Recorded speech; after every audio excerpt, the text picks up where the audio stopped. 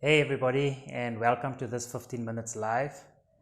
It has been some time since I've been online. I think it has been a busy year actually for everybody, and with this pandemic, I think we've just been sidetracked. But yeah, I'm glad to be back, and it has been an exciting year, and I have to say that I learned a lot this year, especially around business and how to run a business. Actually, things that you can't get in a textbook. You can't get from any seminar, or you can't get it in a textbook. It's things that you have to learn on your own. Things that you have to learn by experience. So yeah, I've been busy running my own business, generating my own revenue, and I don't know if I can call myself an entrepreneur, or am I just self-employed, or whether there is a difference between the two. But I have been generating my own income, mostly through providing a service based on my knowledge and my skills and my experience. On the one side, I have been providing a service. On the other side, I have been selling products, and between the two, yeah, I have been generating my own income.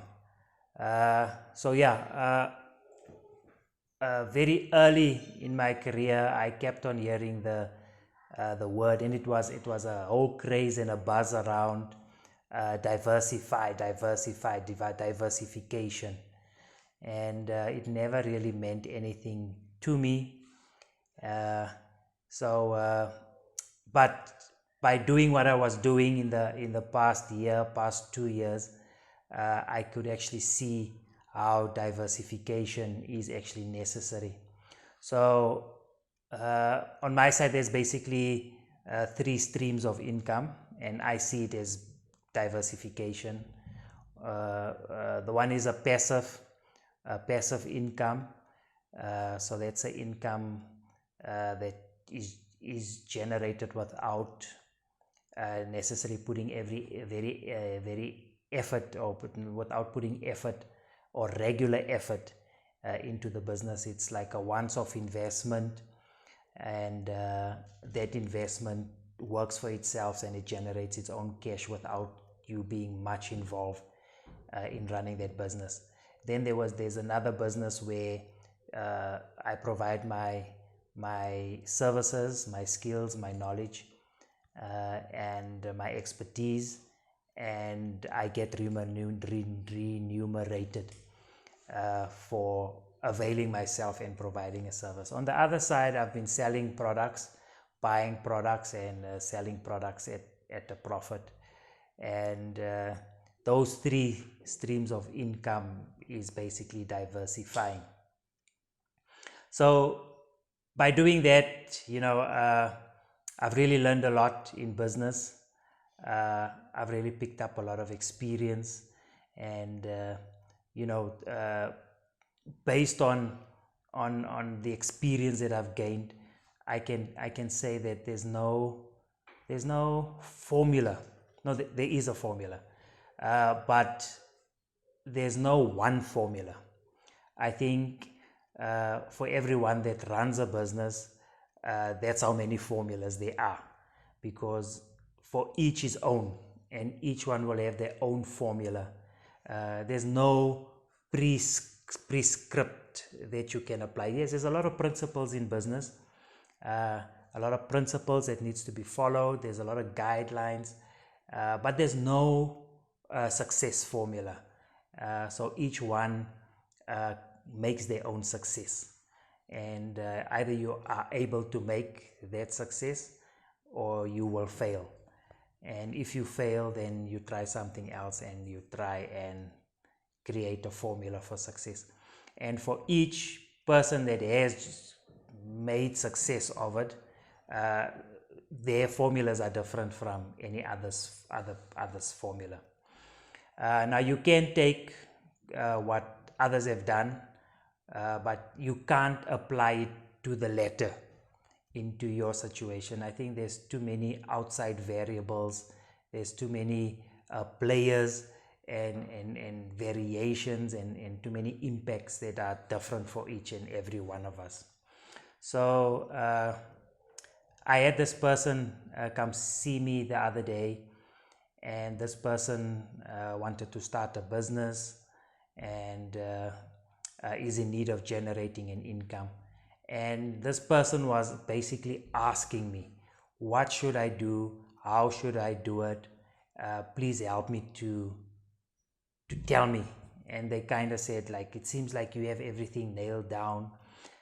You have it worked out already.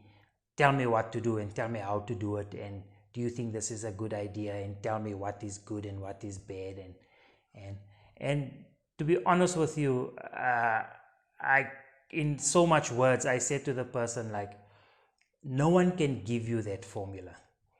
No one can give you that blueprint. You can learn from a lot of people. You can listen to their stories. You can listen to their successes, their failures, their lessons learned. But you can't take what they have done and applied it and get the same results. And listening to other people's stories and listening to other people's advice and going to these seminars and listening to the experts, and that is not for you to apply per se.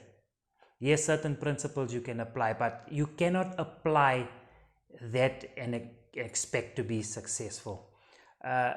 Everything that you hear, everything that you are being advised on, everything that you learn from other people, learn from their experiences, is basically to get you thinking.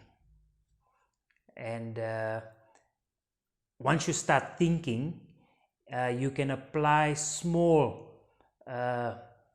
chunks of what you've learned in the day-to-day running of your business. And by applying these small principles, methods and procedures, guidelines, whatever you may call it, by applying that on a day-to-day in your business, you can steer your business to success. So that's basically what I've advised the person. And to be honest with you, the decisions I made 4-5 months ago, I made a certain decision and I applied certain things in my business 5 months ago. Today, I cannot apply those same principles because the market has shifted since then till today. The market has shifted. So the principles I applied in October last year, October, November, I cannot do it today because there is a shift in the market. Call it seasonal because that was over the December, the holiday period. Today it's different. I have to apply different principles, and it really needs you to stay on your mark, and it needs you to stay awake and aware of what's happening in your market, and you need to do that intraday performance adjustments. So that being said, it wasn't really what I wanted to talk about, but this channel is unplanned, unscripted, and unedited. What I really had on my mind is where I stand in terms of socialism versus capitalism. And the reason why this is always on my mind is because of the current situation in my country and the socialist approach that my government is currently taking. And so what I've got someone pulling up here with music, but anyway, let me continue. So the whole socialism versus capitalism, and being a social state, it really troubles me. And I just wanted to kind of talk and say where I stand. So the first thing that I kind of arrived at, or kind of, how can I say, just thinking about the whole situation that I've derived at, is that socialism cannot exist without capitalism. Socialism is completely and wholly dependent on capitalism, for the mere reason that for socialism to exist, there needs to be wealth that can be redistributed. Okay, you cannot have a socialism structure if there is no wealth to redistribute. And for wealth to exist, someone has to generate that wealth, and you can only generate that wealth in a capitalism system. You cannot generate wealth outside of a capitalist system, right? And most governments, like my government, is not a wealth creator, right? They more a consumer. They more consumer than a producer. I mean, I don't know if that is a bad thing to say, but it is the truth, right? The government of today consumes much more than what they produce. Okay, so they are dependent on others to produce the wealth. Okay, someone else has to produce, and that wealth is produced in a capitalist system. And now you need to take that wealth and you want to distribute it amongst the people so that we can have equality and correct the injustices of the past. I completely understand that is your government, that is what you stand for. But socialism cannot exist without capitalism. And if you have reached equality and you have redistributed the wealth, right? What do the people do that has received the wealth? They need to consume it, right? And if you consume it, you cannot, because we work with commodities, you cannot consume everything. There need to be a capitalism, there need to be an economy, right? For wealth to move from me to you and products to move back, there need to be trade, right? There need to be an economy. And an economy is based on capitalism, right? So once people have received the wealth, they need to still continue trading, because you have what I've got what you have, or I need what you have. So we need to trade. Whatever I've got, I need to give unto you, and you give unto me.